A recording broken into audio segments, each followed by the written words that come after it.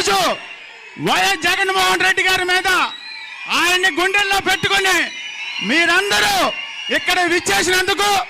అలాగే తాడేపల్లిగూడెం నియోజకవర్గంలో వైఎస్ఆర్ కాంగ్రెస్ పార్టీ ఇవాళ ఈ యొక్క వేదికను చూసి కూటమి ప్రభుత్వంలో తాడేపల్లిగూడెం నియోజకవర్గంలో కూటమిలో గుండెల్లో గుబులు పట్టేలాగా మీరందరూ ఎంత ప్రేమానురాగాలు చూపించినందుకు మరొక్కసారి మీ అందరికీ కృతజ్ఞతలు తెలియజేసుకుంటున్నా. తాడేపల్లిగూడెం నియోజకవర్గంలో వర్గాలేవీ లేవు. ఒకటే వర్గం వైఎస్ జగన్మోహన్ రెడ్డి గారి వర్గం, ఒకటే వర్గం వైఎస్ కాంగ్రెస్ పార్టీ జెండా మోసిన కార్యకర్త వర్గం. తాడేపల్లిగూడెం నియోజకవర్గానికి నేను ఇన్ఛార్జిని కాదు, తాడేపల్లిగూడెం నియోజకవర్గంలో జెండా మోసిన ప్రతి కార్యకర్త ఇన్ఛార్జే.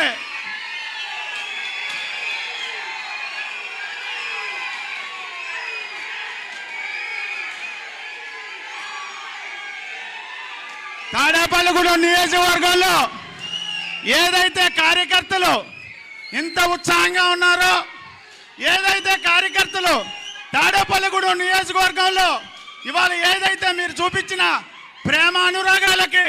నేను మీ అందరికీ జీవితాంతం రుణపడి ఉంటానని,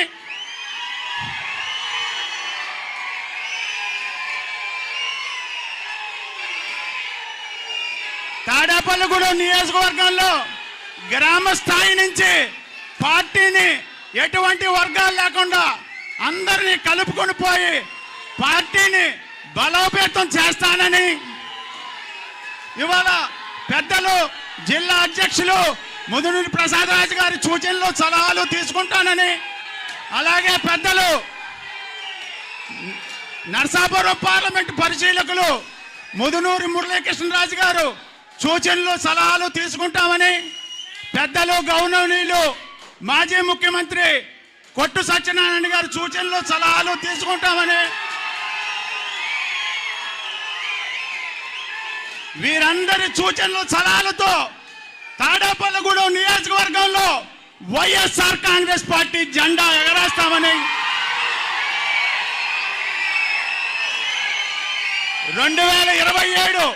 28, 29 ఎప్పుడు ఎలక్షన్ జరిగినా ఈ రాష్ట్రానికి ముఖ్యమంత్రిగా వైఎస్ జగన్మోహన్ రెడ్డి గారు ప్రమాణ స్వీకారం చేయటం ఖాయం ఖాయం ఖాయం.